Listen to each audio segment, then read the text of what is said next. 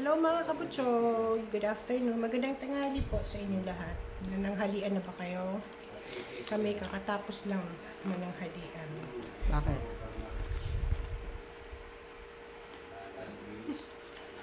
Ah, ang init mga kabutsog.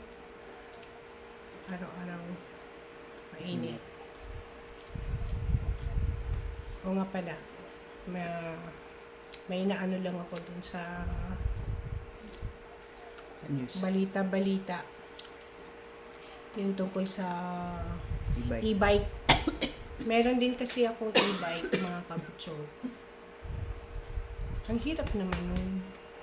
Hindi ka na sa highway. Paano na lang yung e-bike? Mga e-bike, alam ko kayo mga kabutsog, may mga e-bikes din kayo. Paano na lang yan? Hindi na natin magagamit yan bukas sa highway. No, last na ngayon. Kasi mukhang huhulihin na yata yung mga e-bike pag sa highway dadaan. Paano pag nasira yung e-bike? Tapos kailangan ka dadaan ng highway, Para ipagawa. no? Para ipagawa yung e-bike. Eh di huhulihin ka. Sira na nga yung e-bike mo, huhulihin ka pa. Di ba? Dapat na lang talaga. Magpapagawa ng talaga yung daan para sa e-bike. Kailangan merong ganun lane. Kasi, siyempre alam naman natin, hindi naman na kailangan yung idaan sa super highway. Alam naman natin yun. Diba? Understood na yun. Hindi tayo makakaano sa super highway. So, mga highway lang dito sa atin. Diba? Kailangan, ako, talagang pumupunta ako dun sa highway talaga yung dinadaanan namin. Kasi mga malengke kami, malayo eh. Malayo yung palengke namin dito. Dito sa namin, malapit dito sa subdivision. Meron namang palengke, pero doon talaga kami sa medyo malayo-layo na palengke kasi doon talaga ang maramihan na tinda ng mga gulay. Kasi yun ang binibili namin, gulay. Dito sa kanto namin, meron naman nagtitinda. Meron din naman. Kaya lang, mas fresh kasi pag doon sa talagang mismong tindahan ng mga sa palengke, yung malaking palengke. Ano ba tawag ng mga kabutsyo? Hindi ko alam. Doon talaga kami pumupunta na mamalengke. Ang mahal-mahal na pa naman ng mga gulay, mga bilihin ngayon. Napakamahal. Diyos ko dahil. Kasi magki-Christmas na. Hindi, kahit naman siguro hindi Christmas. Diba? Ang mahal ng mga bilihin. Yung mga gulay nga lang. Diyos ko, yung 500 mo, magkano lang mabibili doon? Ilang kilo lang na mga gulay ang mabibili mo. Diba? Isang putahe lang yun. 500 siguro, isang putahe lang ang mabibili mo. Maiba ko lang yung usapan, mga kabutsyo. Kasi nag-viral ngayon yung tungkol sa, nakita ko lang din sa balita, na 500 pesos sa Noche Buena ba yun? Sa Christmas. Sabi, pag may 500 pesos ka, kasya na yung pang Noche Buena mo. Diba? Naisip ko lang, ano mabibili ko dun sa 500 na yun? Isang putahe lang yata yun eh. Diba? Kaya nung nakita ko sa sa news, nagulat ako. 500 pesos? Eh, ang mahal ng mga bilihin ngayon. Paano ka makakabili ng ito ha, real talk lang to mga kabatso. Kasi ako bumibili din naman ako. Kasi mahilig ako sa spaghetti. Mahilig din ako sa ham. Kasi yun talaga yung namin sa Christmas dapat eh. Pero sa presyo ngayon na nagmahal na. Yung 500 na yun sa spaghetti, ano pa ba? Ham, ano pa yung sinabi niya doon? Salad. Diyos ko, 500 pesos. Paano hindi mo mabibili sa yun? 500 pesos, kulang yun. Kung sinabi niyang 1,000, 1,000 pesos, siguro mag-iisip pa ako. No? Mag-iisip ako na, siguro makakabili ka ng mga ilang putahe. Diba? Pero 500 pesos, hindi mo mabibili yun. Ng ganun, ham, spaghetti, salad. No, hindi mo talaga mabibili mga kabutsog. Alam ko, alam nyo yan. Kasi yung mga nanay dyan, ng mga kabutsog din, alam nila, pag nag-budget ng pera, alam nila yun. Kung paano budgetin yung pera. Kaya, na ano lang ako na, Gulat ba? opo, pag-isip lang naman ako.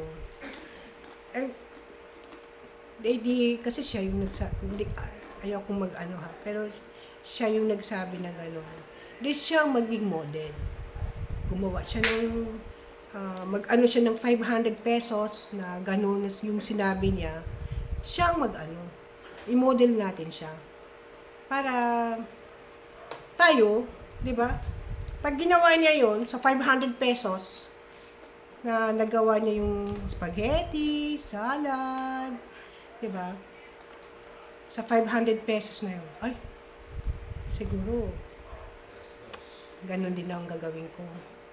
Kailangan siya maging model natin, mga kabutsog. Siguro, naintindihan niyo yung sinasabi ko sa inyo, mga kabutsog. Di ba? Mahirap na, sa hirap ng buhay natin ngayon. Di ba? Dapat, kailangan, lang. Walang ano, yung patawag mo. Ano patawag? Hindi ko alam sa Tagalog. Haponin ko na lang kayo. Ay, naku. Ang hirap talaga, no? Lalo na sa panahon ngayon, marami tayong walang trabaho. Kasi, yung mga kurap. Diba? Wala tayong mga trabaho ngayon, mga kabutsong. Paano na lang yun? Hindi tayo lalo na sa mga senior, hindi nila binibigyan ng trabaho. Dapat may trabaho din sila kahit na magagaan lang na trabaho. At least, diba, nakakapagtrabaho sila. Kahit na maliit na sweldo, at least pagising nila sa umaga, may trabaho sila. Hindi sila dumidepende sa mga anak nila. Yun ang doon sa naanuhan ko sa ibang bansa. Diba? Hindi ko naman kino-compare sa atin. Hindi ko naman kino-compare yung Pilipinas doon sa ibang bansa na napuntahan ko. Sana ganun. Kaya lang, sana ganun din dito sa Pilipinas. Tsaka doon kasi, pag natapos ka na ng high school, automatic na yun. May trabaho ka na. Kung ano man yung ang kurso na kinuha mo, iaano ka nila doon. Sige. Papatrabahoin ka nila na 2 weeks. Alam ko 2 weeks 1 week or 2 weeks. Papatry nila sa'yo pag malapit ka ng mag-graduate. Papaano ka na nila noon.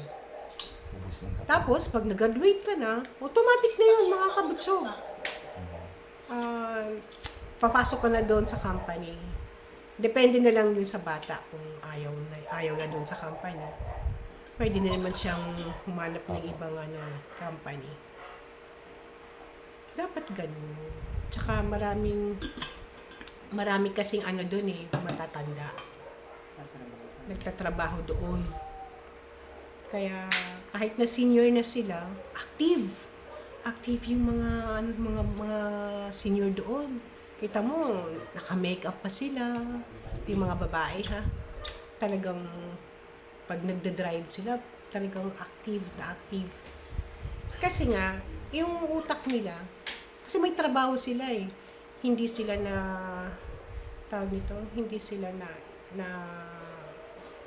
yung iba sa atin kasi walang trabaho. Hindi sila stuck yung utak nila. Diba? Dapat ganun.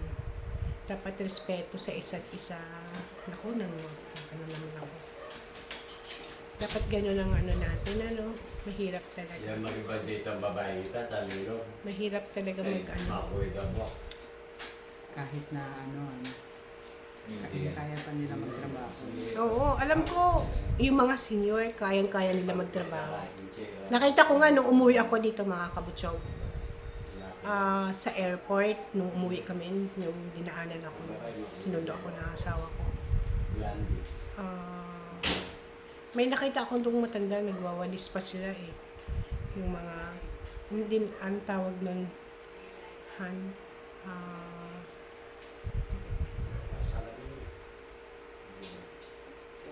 ano ba tawag nun? Yung naglilinis sa ano, sa daan.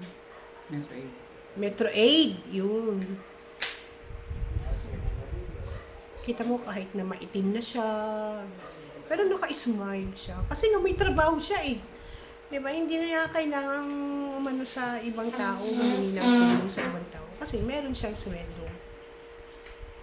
Natatanggap. Buwan-buwan.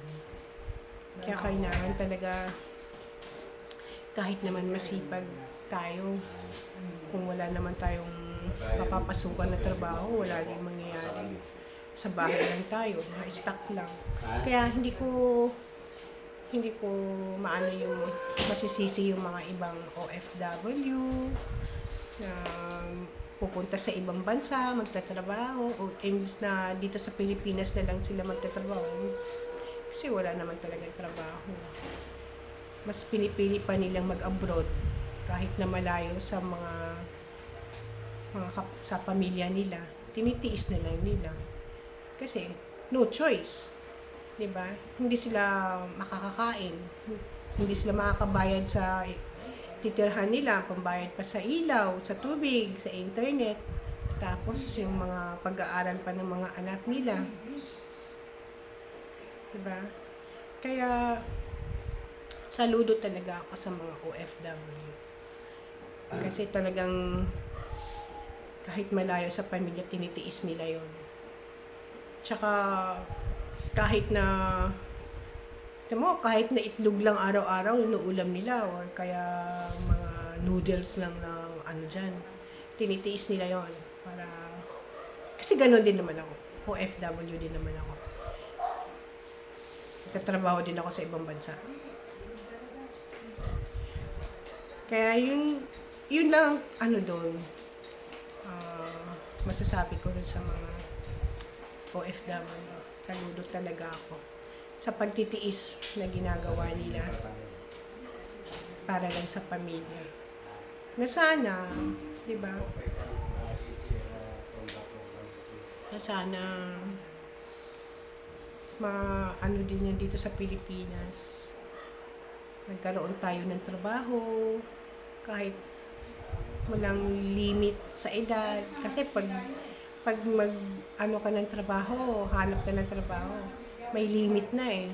Pag 50 plus ka na, 45 above, hindi ka natatanggapin.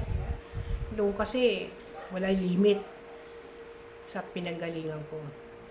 Walang limit. Basta, kaya mong trabaho. Kaya mo. Siyempre, tayo pa, mga Pilipino. Diba? Kahit na ilang taon na tayo, basta para sa pamilya, talagang kayang tiisin lahat.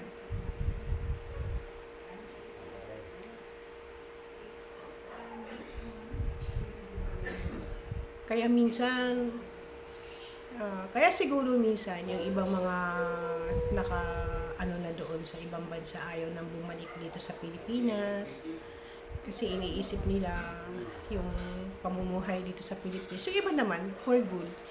For good siya sa Pilipinas kasi talagang gusto nila talaga yung Pilipinas. Sumuwi sa sariling bansa.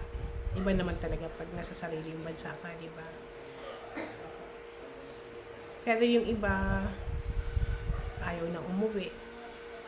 Kasi dito sa patakaran sa atin sa Pilipinas, mas inaano pa nila na doon na lang sila hanggang sa pagtanda. Kasi yung nasanay na sila doon sa kultura, tapos nasanay na sila sa pag nagkasakit sila, meron silang sariling health insurance, meron pa silang pension. Siyempre, pag uwi sa Pilipinas, hindi naman nila makukuha yung pension nila kaagad. Ewan ko lang hindi ko alam sa ibang bansa. Kasi yung sa akin, hindi ko hindi ko makuha yung pension kung hindi ako maging 60 or 65. Yun. Ang pinaka nila, 65 years old. Pero pag 60, pwede ka makukuha pag naging 60 ka na, pero hindi 100%. Ano na yun? May less na yun ng 30%. 70% lang yata makukuha mo. Kaya kailangan kong bumalik doon, trabaho uli. Kahit sa age ko to, kailangan ko pa rin talaga magtrabaho. Kahit na mahirap, kasi syempre, hindi ka naman bata habang buhay. Syempre, magkakaedad ka na. Syempre, taon-taon, iba na yung ng katawan mo. Isang taon. Lilipas ang isang taon. Hindi mo alam, masakit na yung tuhod mo, masakit na yung likod mo, pag nag-work ka, sakit na yun. Sa akin kasi balikat. Ang masakit sa akin balikat. Kasi, ang ginagawa ko doon, iba-iba naman yung work ko doon.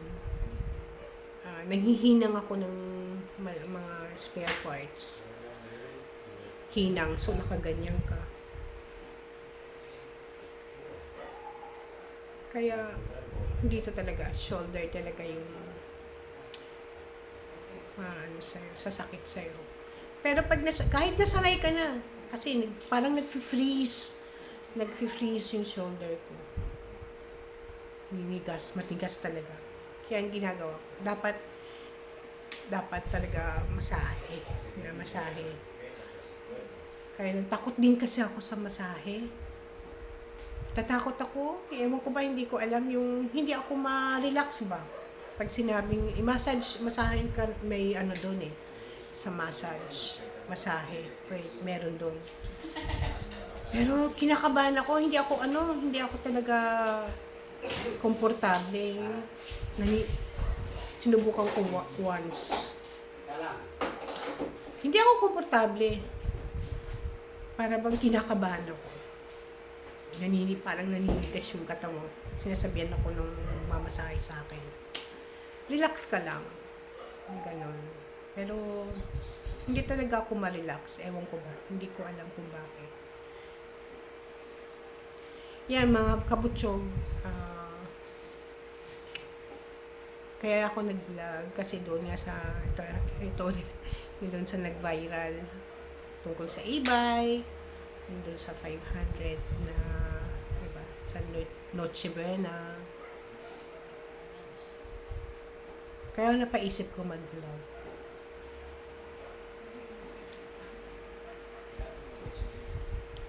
Mahirap kasi naman. Lalo na pag yun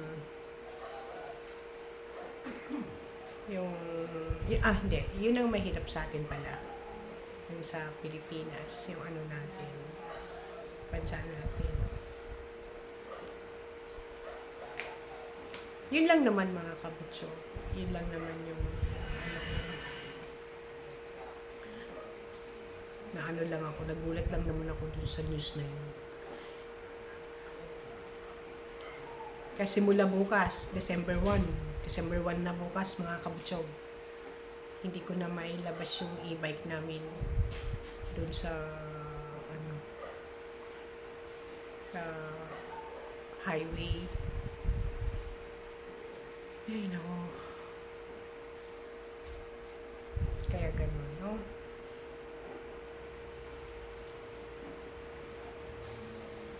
Dapat mabigyan ng solusyon yun. Kahit man lang maliit na daanan para sa e-bike. So yung kaibigan ko, bumili ng e-bike. Sabi niya, iikot-ikot na lang daw niya sa bodega. Kasi hindi na siya makalabas sa highway. Ay nako. Iikot na lang niya sa bodega, mga kabutsog.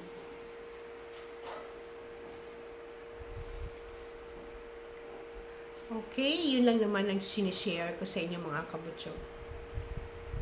Share ko lang sa inyo yung naisip ko ba. Kaya ako nag-vlog. Kayo mga kabutsog, ano yung nyo? Ano ba tawag nun? Sa Tagalog. Nahihirapan ako mag-Tagalog. Ang hirap din mag-Bisaya. Ano yung mga comment nyo yun? Comment na lang ba? Ano ba yung comment nyo doon tungkol sa viral na yun? Ayan.